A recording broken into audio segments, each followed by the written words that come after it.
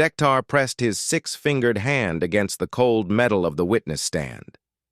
The Galactic Council chamber stretched before him like a vast cathedral of judgment, its crystalline walls reflecting the worried faces of representatives from 47 different species.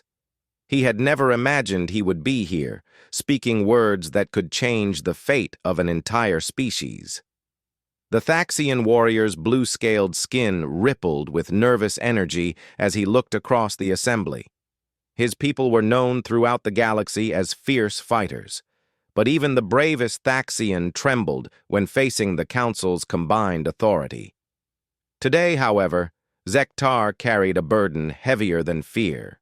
He carried the truth about humanity. "State your name and rank for the record," commanded High Arbitrator Velnox, her tentacles writhing with barely contained authority. The jellyfish-like being floated in her chamber of specialized atmosphere, her translator crackling with static. "I am Zektar, of the Crimson Talon Regiment, third-class battle commander of the Thaxian Imperial Forces." His voice echoed through the chamber, steady despite the weight of what he was about to reveal. "You stand before this council to provide testimony regarding the human species, classified as threat level Omega by our preliminary assessments. Do you swear by the ancient codes to speak only truth?" Zektar's throat clicked, a sign of deep emotion among his people. "I swear by the blood of my ancestors and the honor of my clan." A murmur rippled through the assembled delegates. The Velkari representative, a towering insectoid creature, leaned forward with interest. The diminutive pixie delegation huddled together, their large eyes reflecting the chamber's artificial light.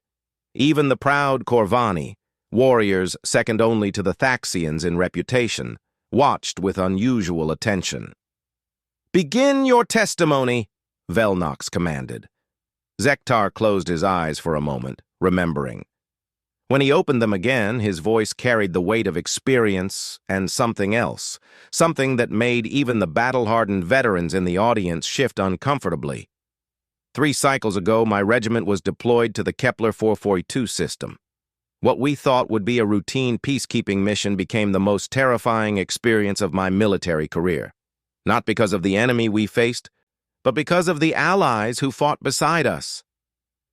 The story began on a transport ship, cutting through the void toward a distant star system. Zektar had been reviewing tactical data when his commanding officer, General Krixvo, approached with news that would change everything. "We're getting back up," the general announced, his scarred hide bearing testament to countless battles. "A species called humans. Apparently, they volunteered for this mission." Zektar had laughed at the time. The Thaxian military prided itself on needing no assistance. They were the galaxy's premier fighting force, hired by the Council when situations became too dangerous for regular peacekeepers. What could some unknown species possibly offer? "Have you reviewed their combat records?" Zektar had asked. General Krixvo's expression had grown strange. "That's the thing. They don't have any official combat records. This species only achieved interstellar travel 50 of their years ago. They're practically primitive by our standards." The confusion only deepened when they received detailed briefings about humanity. The species was young, having barely explored beyond their own solar system. They possessed no advanced weaponry, no energy shields, no gravitic manipulation technology. Their ships were crude metal constructions powered by chemical rockets and primitive fusion drives. "Why are they even being allowed on this mission?" Lieutenant Zarnex had wondered aloud. "This is a Class 5 conflict zone. The nightmare swarms have devastated 6 colonies already." The nightmare swarms were exactly what their name suggested, a race of hive-minded creatures that consumed everything in their path. They reproduced at an alarming rate, could survive in vacuum, and showed no mercy to any living thing they encountered. Previous encounters had required the combined might of 3 different military forces to contain even small outbreaks. When the human ships finally arrived at the rendezvous point, Zektar's first impression was one of disappointment, mixed with concern. The vessels looked like they had been assembled in a scrap yard. Compared to the sleek, energy-efficient designs of Thaxian warships, the human craft appeared bulky, inefficient, and vulnerable. The lead human ship requested permission to dock, and Zektar found himself assigned to the welcome detail. He expected to meet with representatives who would quickly realize they were out of their depth and request extraction. Instead, he met Captain Sarah Chen. She was smaller than most Thaxians, as all humans were, standing barely up to Zektar's chest. Her skin lacked scales or natural armor, appearing soft and vulnerable.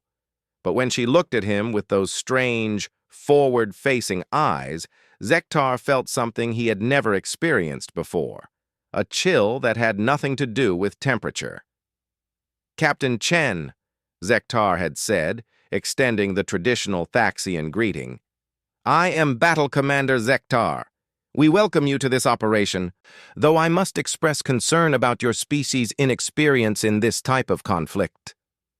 Captain Chen had smiled, an expression that among humans indicated friendliness, but somehow made Zektar's scales prickle with unease.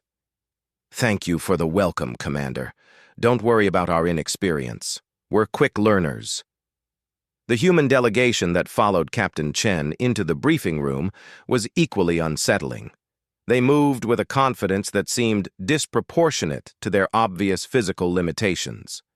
No natural weapons, no armor plating, no visible technological enhancements.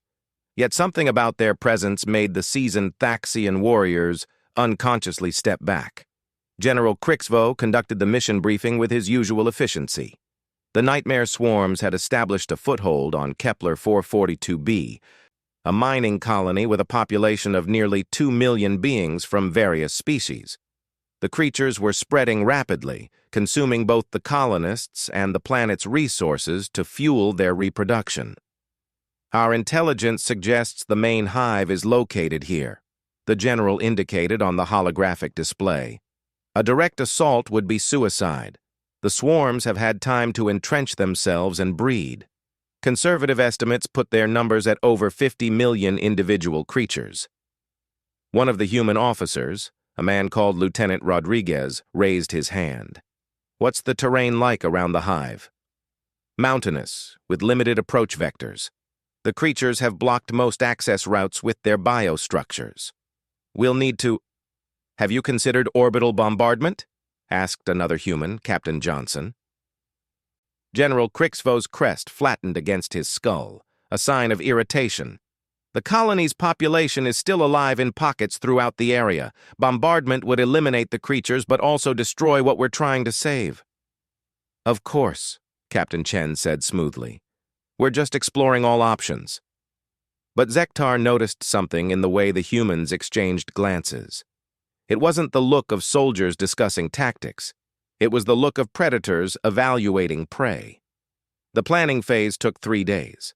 Thaxian strategists worked around the clock to develop an approach that would minimize casualties while maximizing effectiveness. The standard protocol involved careful reconnaissance, followed by strategic strikes designed to fragment the hive's command structure. The humans listened politely to each presentation, asked intelligent questions, and offered what seemed like helpful suggestions. But Zektar couldn't shake the feeling that they were merely being courteous, that they had already decided on their own course of action. On the 4th day, as the joint force prepared to deploy to the planet's surface, Captain Chen approached Zektar privately. "Commander, I want you to know that we appreciate being included in this operation. Your people have a reputation for honor and courage that extends far beyond this sector." "Thank you, Captain. Though I must admit I'm curious about your species' motivation for volunteering. This conflict offers no obvious benefit to humanity." Captain Chen's smile returned, but this time it didn't reach her eyes. "Let's just say we have a strong interest in pest control." The landing went smoothly. Too smoothly, in Zektar's opinion. His combat experience had taught him to be suspicious of operations that proceeded according to plan. The nightmare swarms were notorious for their unpredictability, yet their approach to the landing zone had been completely uncontested. The combined force established a perimeter and began setting up their forward operating base. Thaxian efficiency meant that within hours they had erected defensive positions, communication arrays, and supply depots. The humans, meanwhile, seemed to be conducting their own mysterious preparations.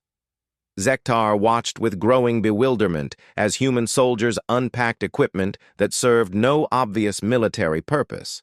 They assembled what appeared to be cooking facilities, recreational areas, and even some kind of entertainment system that projected images and sounds from their homeworld. "Are they planning to vacation here?" Lieutenant Zarnex muttered. But as darkness fell over the alien landscape, Zektar began to understand that the humans' preparations served a very different purpose than comfort or morale. The first indication came during the night watch. Zektar was reviewing perimeter reports when he noticed that several human soldiers were missing from their assigned positions. When he investigated, he found that they had simply vanished, not fled, not been captured, but disappeared as completely as if they had never existed. He reported this to Captain Chen, expecting alarm or immediate search operations. Instead, she nodded calmly. "They're conducting reconnaissance. They'll be back." Reconnaissance? In nightmare swarm territory? At night? That's suicide. "Is it?" Captain Chen asked, and something in her tone made Zektar's blood run cold. The missing humans returned just before dawn, materializing out of the darkness like ghosts. They carried no equipment, showed no signs of exhaustion, and reported directly to Captain Chen in voices too low for Thaxian hearing to detect. Whatever they had learned changed the entire dynamic of the camp. The humans' casual demeanor evaporated, replaced by something that made even veteran Thaxian warriors give them a wide berth. They moved with purpose now, checking and rechecking equipment, speaking in short, clipped sentences, and watching the horizon with an intensity that seemed almost predatory. "What did your scouts discover?" General Crixvo asked during the morning briefing. "The situation is more complex than your intelligence suggested," Captain Chen replied. "The nightmare swarms aren't just breeding randomly, they're preparing for something. We found evidence of organized construction projects, resource stockpiling, and what appears to be communication with off-world elements." This was troubling news. Previous encounters with nightmare swarms had involved mindless consumption and reproduction. The possibility that they were developing intelligence or coordination with other threats raised the stakes significantly. "What do you recommend?" the general asked.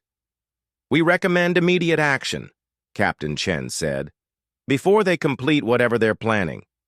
"Impossible. Our battle plans require another 48 hours of preparation. We need to map their defensive structures, identify weak points, and coordinate our approach with orbital support."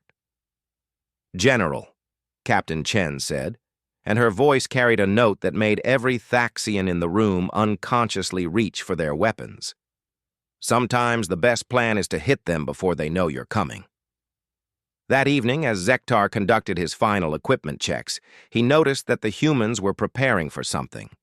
They moved through their section of the camp with methodical precision, but there was an undercurrent of excitement that reminded him of hunting predators preparing for a kill.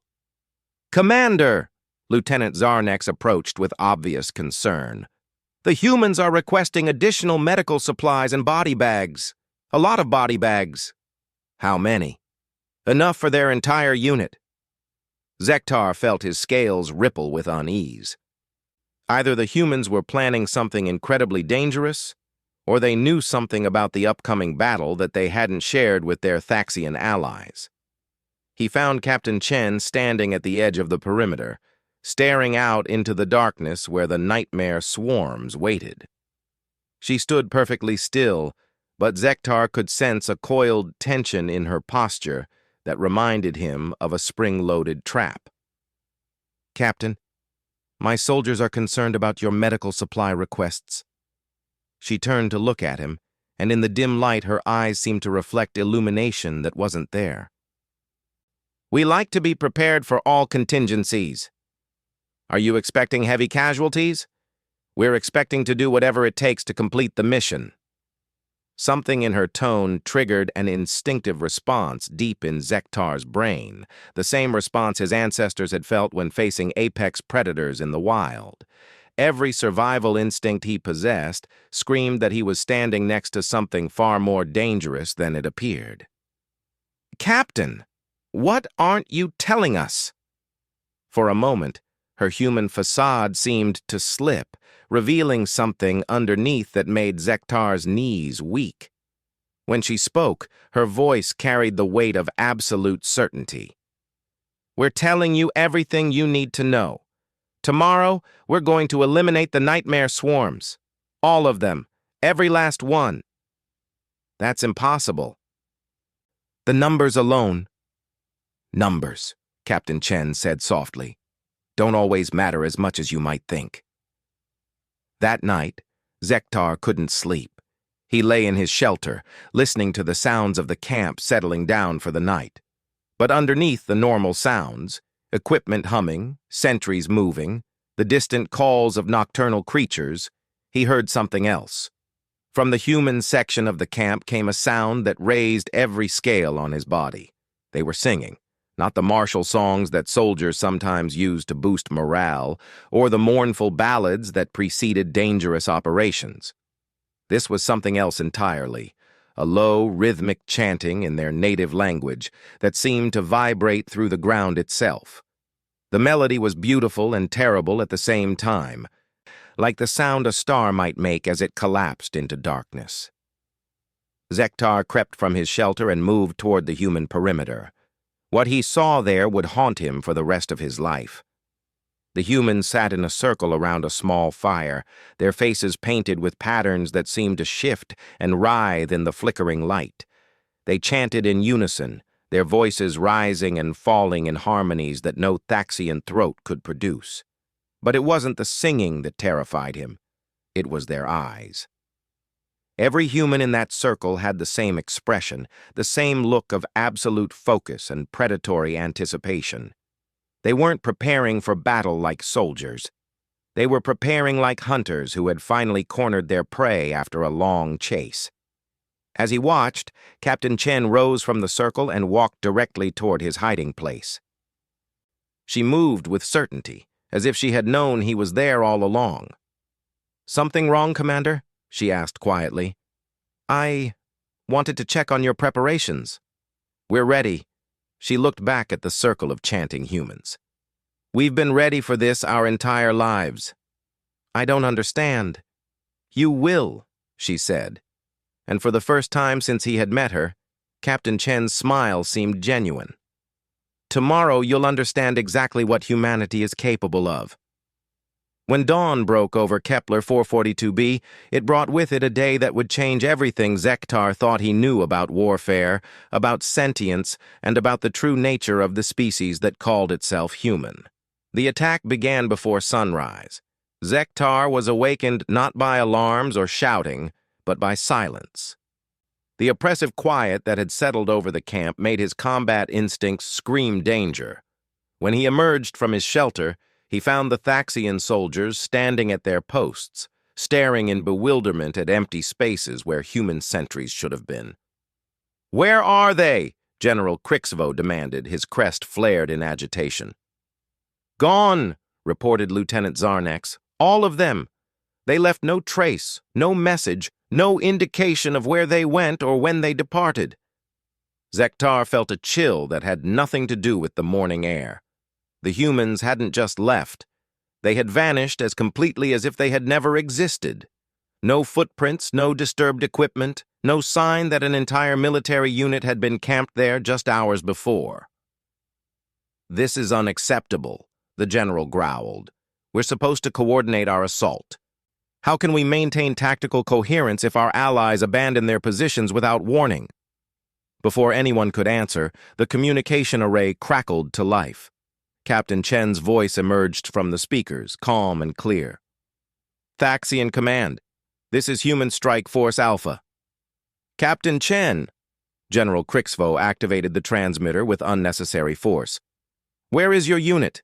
You've abandoned your assigned positions without authorization." "Negative, General. We've advanced our timeline. Phase 1 is already in progress." "Phase 1? There was no Phase 1 in our operational plan." "There is now." Through his field glasses, Zektar scanned the landscape between their position and the distant hive. The rocky terrain appeared unchanged, showing no sign of human presence or activity. Where could an entire military unit have gone?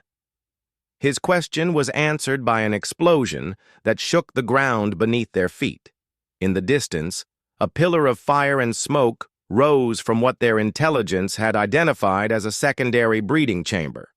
Even as they watched, a second explosion bloomed, then a third. "How are they doing that?" Lieutenant Zarnex whispered. General Crixvo was frantically trying to raise the humans on the communication system. "Captain Chen, report your status. How many casualties have you sustained?" "0 casualties so far, General. Phase 2 is commencing now." Another series of explosions erupted, these ones closer to the main hive structure. But what disturbed Zektar most was not the destruction itself. It was the precision. Each blast seemed to target specific structures that the Thaxian intelligence had marked as critical nodes in the Nightmare Swarm's defensive network. "They're destroying the command centers," he realized aloud. "But how do they know where they are? Our own reconnaissance hadn't identified those locations yet." The answer came in the form of movement on the battlefield. Through his enhanced optics, Zektar caught glimpses of figures moving through the smoke and debris.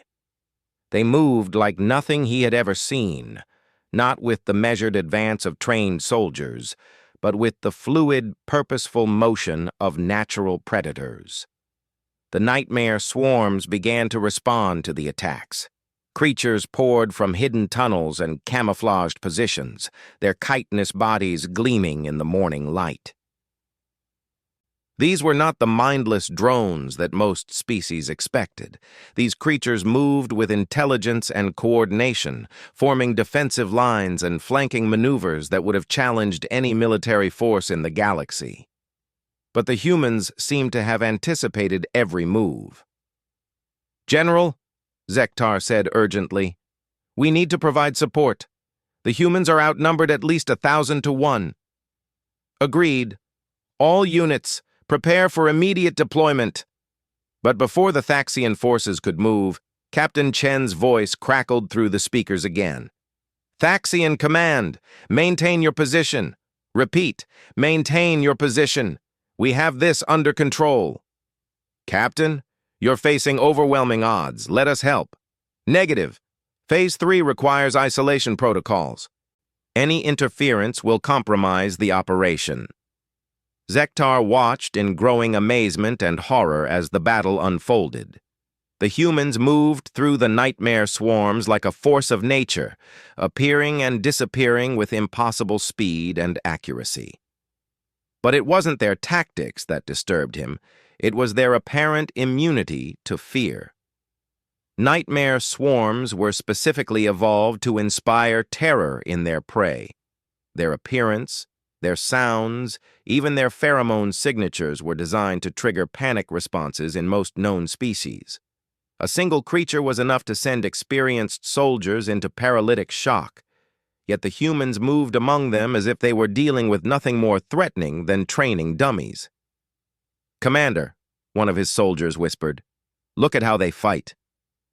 Through the optical enhancers, Zektar observed individual humans engaging multiple nightmare swarm creatures simultaneously. What he saw defied everything he thought he understood about combat. The humans didn't fight like soldiers. They fought like something else entirely. They anticipated every attack before it came, moved with precision that suggested they had rehearsed these exact scenarios countless times, and showed no hesitation or mercy. When a nightmare swarm creature charged, the humans didn't retreat or take defensive positions. They charged back. But most disturbing of all was their apparent enjoyment of the combat. Even at this distance, Zektar could see that they weren't just fighting efficiently, they were fighting enthusiastically. Phase 4 is now active, Captain Chen announced. Perimeter established. Beginning deep penetration. The explosions had stopped, but the sounds of battle continued. Through the communication array, Zektar could hear fragments of human voices coordinating their attacks. What he heard made his blood run cold. They were laughing, not the bitter laughter of soldiers using humor to cope with horror, but the genuine enjoyment of beings engaged in an activity that brought them pleasure. The humans were actually enjoying their battle against one of the galaxy's most feared predatory species. "This is impossible," General Crixvo muttered. "No species fights like this. It goes against every survival instinct." But Zektar was beginning to understand something that would haunt him for the rest of his life. The humans weren't fighting against their survival instincts. They were following them. Everything about their behavior suggested that they were exactly where they belonged, doing exactly what they were designed to do. "General," Lieutenant Zarnex called out, "I'm detecting massive biosigns from the main hive. Something big is moving." Through the optical feeds, they watched as the largest nightmare swarm creature any of them had ever seen emerged from the central structure. It stood nearly 50 meters tall, its armored carapace bristling with natural weapons and defensive spines. Intelligence reports had theorized about the existence of such creatures, hive queens capable of coordinating entire populations of drones, but none had ever been confirmed. "Captain Chen," General Crixvo transmitted urgently, "we have visual confirmation of a Class Alpha threat. Recommend immediate withdrawal and orbital bombardment." "Negative, General. We've been waiting for this one." The Hive Queen advanced toward the human positions with ponderous determination. Each step shook the ground, and its various appendages gestured in ways that suggested it was coordinating attacks by thousands of smaller creatures. What happened next would become the stuff of legend throughout the galaxy, though few would ever believe the reports. Instead of retreating or calling for support, the humans advanced to meet the creature, not with vehicles or heavy weapons, but on foot, carrying only the standard equipment they had brought from their ships. "They're going to be slaughtered," someone whispered, but they weren't. The battle between the humans and the Hive Queen lasted exactly 17 minutes and 43 seconds. Zektar timed it personally, though he could barely comprehend what he was witnessing. The humans attacked the creature with a coordination that surpassed even the nightmare swarm's hive mind. They moved as if they were components of a single organism, each individual playing a specific role in a larger strategy that seemed to have been planned down to the smallest detail. But it wasn't just their tactics that shocked him. It was their complete lack of fear or hesitation when facing a creature that could have stepped on any of them without noticing. When the Hive Queen finally fell, its death throes audible even at their distance, the silence that followed was deafening. For several minutes, nothing moved on the battlefield. Then Captain Chen's voice returned to the communication array, as calm and professional as if she were reporting on a routine training exercise. "Thaxian Command, this is Human Strike Force Alpha, Phase 5 complete. All primary and secondary objectives secured. Casualty report follows." "Captain," General Crixvo said, his voice shaking slightly, "what are your losses?" "0 dead, 0 wounded, 0 missing. We have 17 minor equipment malfunctions and 1 soldier with a pulled muscle." The silence that followed lasted nearly a full minute. "That's impossible," the general finally managed. "Is it?" Captain Chen asked, and Zektar could hear something in her voice that might have been amusement. When the humans finally returned to base camp, they looked exactly as they had when they left, except for the blood.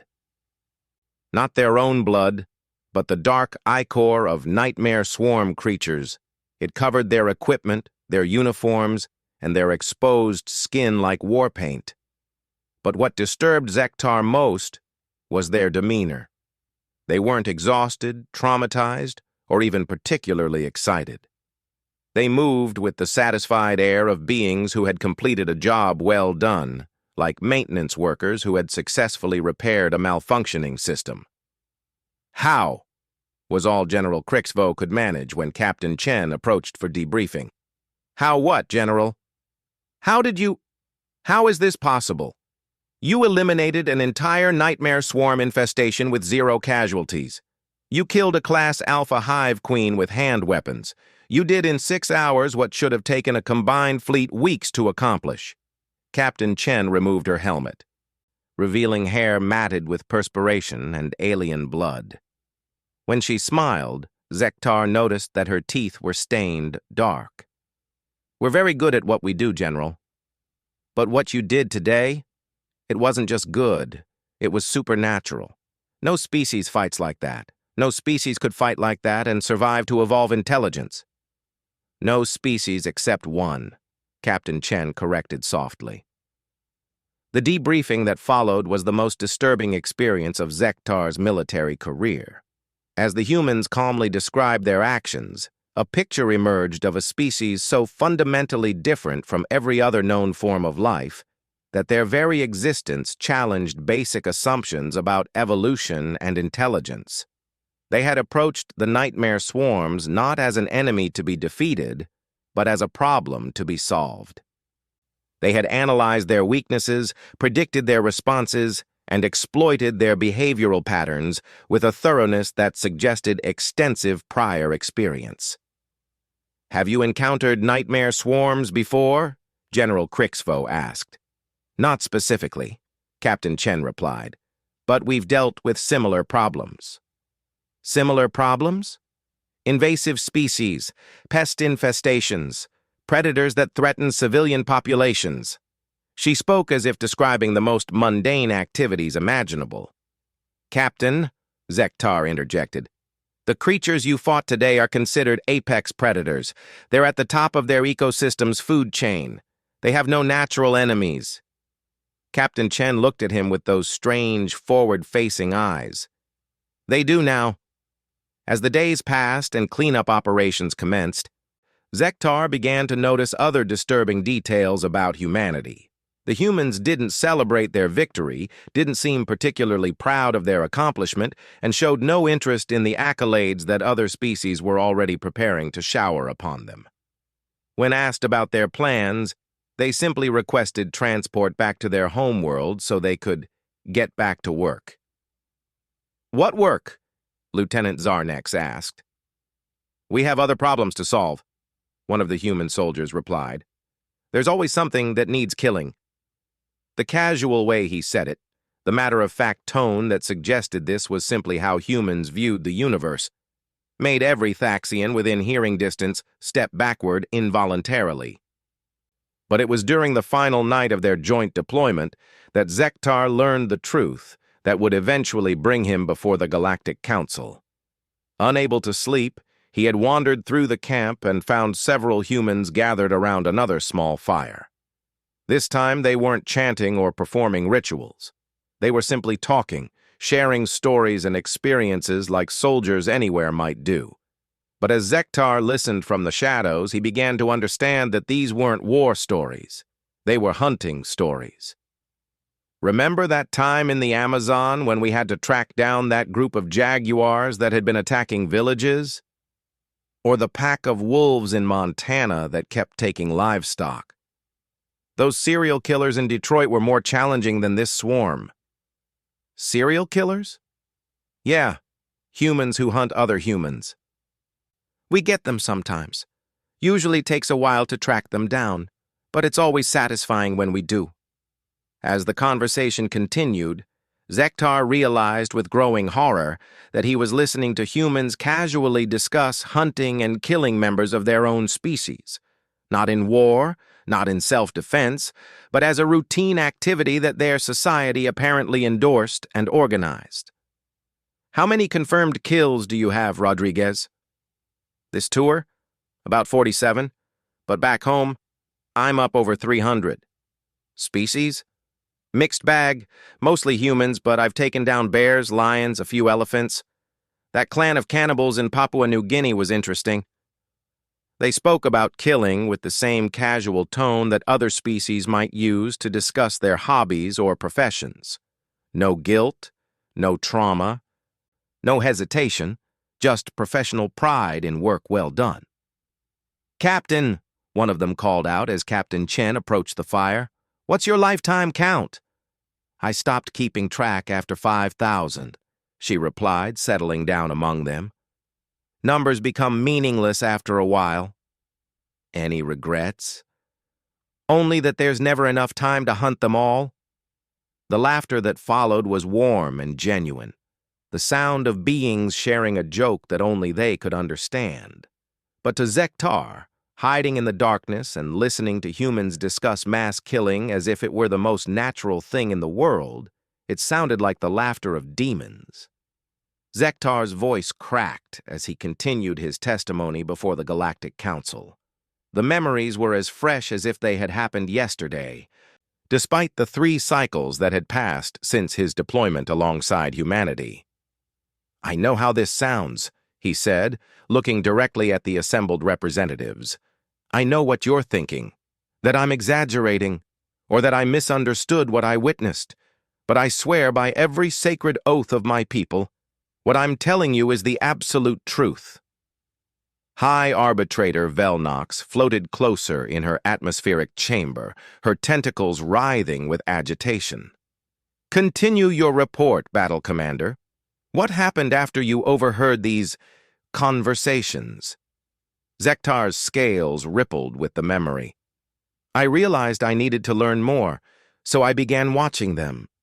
Really watching them with the eye of a military intelligence officer rather than an ally. What he had discovered during those final days of deployment had shattered every assumption he held about the nature of civilized species. The humans weren't just effective warriors. They were something else entirely, something that had no equivalent in galactic civilization. They were apex predators who had achieved intelligence without losing their fundamental nature. "I started by reviewing their equipment," Zektar continued. "Standard procedure when analyzing a new ally's capabilities. What I found was disturbing. The weapons humans carried appeared primitive by galactic standards. Chemical propellant systems instead of energy weapons, metal projectiles instead of plasma bolts. But when Zektar examined them more closely, he found modifications and enhancements that spoke to a species with extensive experience in the art of killing. Every weapon was personalized, tuned to its user's specific preferences, and modified for maximum lethality. The ammunition wasn't standard military issue. It was custom crafted for specific types of targets. Some rounds were designed to penetrate armor, others to cause maximum tissue damage, still others to deliver toxins or incendiary compounds. These weren't the weapons of soldiers, Zektar told the council. They were the tools of hunters who had spent generations perfecting their craft. But the weapons were just the beginning. Human equipment included items that no other military force in the galaxy carried as standard gear. Tracking devices that could follow scent trails days old. Restraining devices designed for conscious capture rather than killing. And medical supplies specifically formulated for keeping victims alive during interrogation. "Interrogation equipment?" asked the Corvani representative, his warrior's pride clearly offended. "Honorable soldiers do not torture prisoners." "That's what I thought," Zektar replied. "So I asked Captain Chen about it directly." The conversation that followed had been the most terrifying of his life. "Captain, I noticed your medical supplies include neural stimulators and consciousness maintenance drugs. Are these for treating wounded soldiers?" Captain Chen had looked at him with those predatory eyes and smiled. "Sometimes you need information from someone who doesn't want to give it to you." "Interrogation?" "Enhanced interrogation. Sometimes the standard approaches don't work fast enough, and time is a factor when lives are at stake." But the Galactic Convention on Prisoner Treatment doesn't apply to humans, she had said simply. We never signed it. The implications of that statement had taken time to sink in. Every civilized species in the galaxy was bound by agreements that limited the conduct of warfare, protected civilian populations, and established basic rights for prisoners. Humanity had never agreed to any of these restrictions. I asked her why. Zektar continued his testimony. She said that humans had different perspectives on what constituted acceptable behavior during conflict.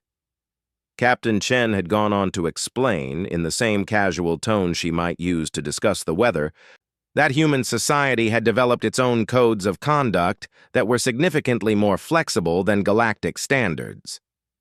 We've been fighting wars for our entire existence, she had said. Every human alive today is descended from the winners of countless conflicts. We've learned that survival sometimes requires doing things that more peaceful species might find uncomfortable. What kinds of things? Whatever works. As Zektar had dug deeper into human history and culture, he had discovered facts that still gave him nightmares. Humanity's homeworld, Earth, was a planet where survival required constant vigilance against threats from the environment, predators, diseases, and each other.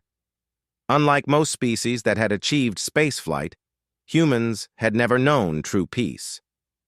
Their planet is a death world, he told the council.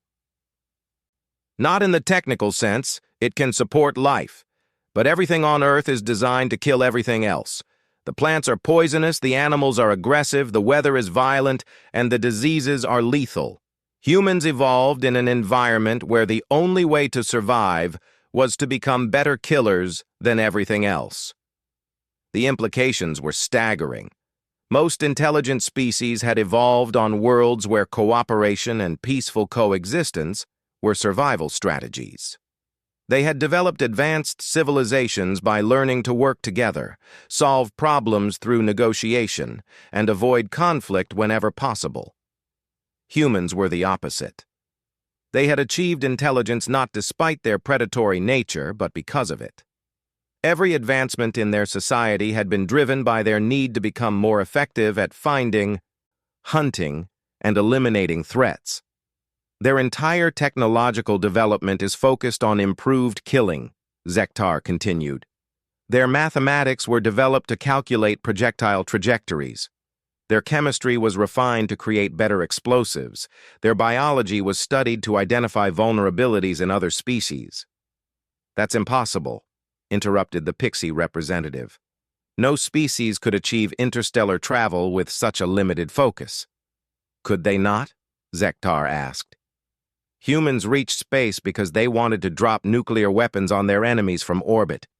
They developed faster-than-light travel because they wanted to hunt their prey across multiple star systems.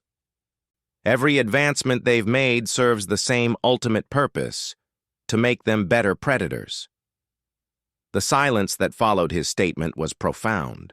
Representatives from across the galaxy stared at him with expressions ranging from disbelief to horror. You're describing a species of sapient parasites, the Velkari delegate clicked in distress. A civilization built entirely on predation and violence. No, Zektar corrected. I'm describing something much worse. Parasites need their hosts to survive. Humans don't. They're apex predators with intelligence, technology, and the patience to plan their hunts across centuries. During his final conversation with Captain Chen, Zektar had asked the question that haunted him most.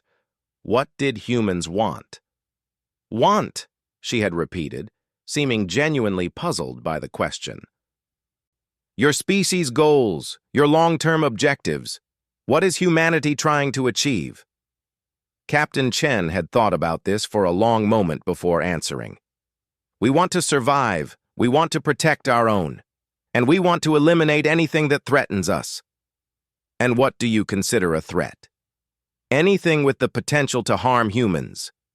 But what about peaceful coexistence, trade relationships, cultural exchange?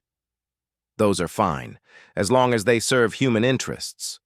But if they ever conflict with human survival, she had shrugged. Survival comes first. The casual way she had dismissed the fundamental principles of galactic civilization had made Zektar's blood run cold. Humans weren't interested in the cooperative, peaceful future that every other species was working toward. They were preparing for an eternal war where only the strong would survive. I discovered that their exploration missions are actually reconnaissance, Zektar told the Council. Every human ship that visits a new system is mapping defensive capabilities, identifying vulnerabilities, and cataloging resources. They're not exploring. They're scouting for future conquests. Do you have proof of this? Demanded High Arbitrator Velnox. I asked Captain Chen directly. She confirmed it without hesitation. Humans see every first contact as a potential conflict. They study every species they encounter to determine whether that species might someday pose a threat to humanity, and they prepare contingency plans accordingly. What kind of contingency plans? Zektar's throat clicked with emotion. Complete species termination. For every alien race they've encountered, humans have developed detailed strategies for total elimination. They call it pest control and treat it as a routine precaution. The gasps and cries of alarm that erupted from the assembly were immediate and intense. Representatives began talking over each other, demanding clarification, expressing outrage, calling for immediate action. "Order!" Velnox commanded. "Let the witness complete his testimony." "There's more," Zektar said, and his voice carried such weight that the chamber fell silent again. During our final night together, Captain Chen shared what she called classified information about human society. What she had told him defied belief. Human civilization wasn't just militaristic, it was specifically organized around the concept of permanent warfare. Their government, economy, education system, and social structure all existed to support one primary function: the identification and elimination of threats. They don't have politicians, Zektar explained. They have war commanders. They don't have educators. They have tactical instructors. Their entire society is a military organization disguised as a civilian government. Every human child was evaluated from birth for combat potential. Those who showed aptitude were given advanced training in warfare, tactics, and killing techniques. Those who didn't were assigned to support roles, manufacturing weapons, developing new technologies, or gathering intelligence on potential enemies. There are no human civilians, he continued. Every member of their species is either an active combatant or a support operative in their eternal war against everything else in the universe. But surely they have families, arts, culture, began the Thaxian representative. They do, Zektar confirmed. But all of it serves the same purpose. Human art consists primarily of training simulations disguised as entertainment. Their sports are combat practice. Their family structures are breeding programs designed to produce better warriors. Captain Chen had shown him examples of human entertainment media. What other species might consider horrific violence, humans viewed as inspirational stories. Their heroes weren't peacemakers or innovators. They were killers who had eliminated threats to human survival. She showed me something they call movies, Zektar said. Visual stories that humans create for entertainment. Every single one ended the same way, with humans killing their enemies, and the audiences found this enjoyable. That's their idea of entertainment? Asked the Corvani representative. No, Zektar corrected. That's their idea of education. They're teaching their children to see killing as not just acceptable but desirable. They're conditioning every new generation to view violence as the solution to every problem. The most disturbing revelation had come when Captain Chen explained human reproduction. Unlike most species, where mating was driven by emotional attachment or social bonding, humans selected partners based primarily on genetic compatibility for producing superior offspring. They breed like livestock, Zektar said flatly. But instead of selecting for meat production or milk yield, they breed for intelligence, aggression, physical capability, and resistance to damage. Each generation of humans is literally designed to be more effective killers than the last. And this has been going on for how long? Their entire evolutionary history. Humans have been selectively breeding themselves into better predators for over 200,000 years. As Zektar neared the end of his testimony, he could see the impact his words were having on the assembly. Representatives who had entered the chamber with curiosity or mild concern now looked sick with fear and revulsion. "I know this is difficult to accept," he said. "I didn't want to believe it myself, but I've seen what humans are capable of, and I've heard them describe their intentions in their own words. They are not like us. They are not interested in peaceful coexistence. They are predators, and we are all potential prey." "What do you recommend?" asked High Arbitrator Velnox. Zektar looked around the chamber, meeting the eyes of representatives from dozens of species. Some had known war, but all of them believed in the possibility of peace. None of them had evolved in an environment where killing was the only path to survival. "Humanity must be classified as a galactic threat level Omega," he said firmly. "Not because of what they might become, but because of what they already are. Every day we delay action is another day they have to study our weaknesses, plan their attacks, and prepare for war. And if they refuse to accept restrictions? Then we must do what they would do to us," Zektar replied, his voice heavy with the weight of terrible necessity. "We must eliminate the threat before it becomes unstoppable." The silence that followed was absolute. In all the history of the Galactic Council, no species had ever been designated for preemptive termination. The very concept violated every principle upon which their civilization was built. But as Zektar looked around the chamber, he could see representatives beginning to understand the impossible choice they faced. They could maintain their principles and hope that humanity would somehow abandon its predatory nature, or they could adopt human tactics to prevent human dominance. Either way, the galaxy would never be the same. "The truth is," Zektar concluded, "we're already at war. We just don't know it yet. The humans are patient hunters who think in terms of generations rather than years. They're building their strength, learning our capabilities, and waiting for the perfect moment to strike. How long do we have?" Zektar remembered Captain Chen's final words to him, spoken with the casual certainty of someone discussing an inevitable future. "According to their projections, they'll be ready to begin active operations within 50 standard years. By then, they estimate they'll have sufficient population, technology, and strategic positioning to guarantee victory against any possible coalition of alien species." 50 years, Velnox whispered. 50 years to prepare for the most one-sided war in galactic history, Zektar confirmed, "unless we act first." As he stepped down from the witness stand, Zektar knew he had forever changed the fate of two civilizations. The galaxy would either find a way to coexist with humanity's predatory nature, or it would be consumed by the very monsters they had welcomed as allies. He prayed to his ancestors that they would choose wisely. The alternative was too terrible to contemplate.